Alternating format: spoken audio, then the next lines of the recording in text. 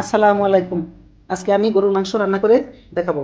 আমার যা যা লাগবে: পেঁয়াজ কুচি, আদা বাটা, রসুন বাটা, ধনিয়ার গুঁড়া, হলুদের গুঁড়া, মরিচের গুঁড়া, যাবতীয় গরম মশলার গুঁড়া।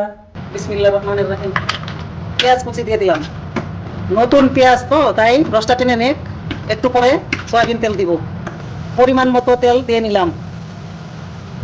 বেশি নতুন আলু, পেঁয়াজ বাটা, রসুন বাটা, আদা বাটা, জিরার গুঁড়া, মরিচের গুঁড়া, ধনিয়ার গুঁড়া, দিচ্ছি সব, হলুদের গুঁড়া, আর এখানে যাবতীয় সব রকমের আমার তৈরি করা গরম মশলার গুঁড়া। আমি এইসব দিয়ে রান্না করি সবসময়, আমার নিজের হাতে তৈরি মশলা। তো একটু পানি দিয়ে দিলাম, দিয়ে দিচ্ছি স্বাদ মতো লবণ। মাংস হাঁড়িতে দিয়ে দিচ্ছি।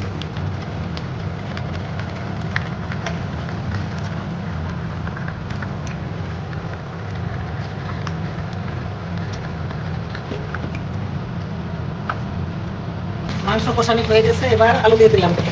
আলু দেওয়ার 5 মিনিট পরে ঝোল দিয়ে দিলাম একটু।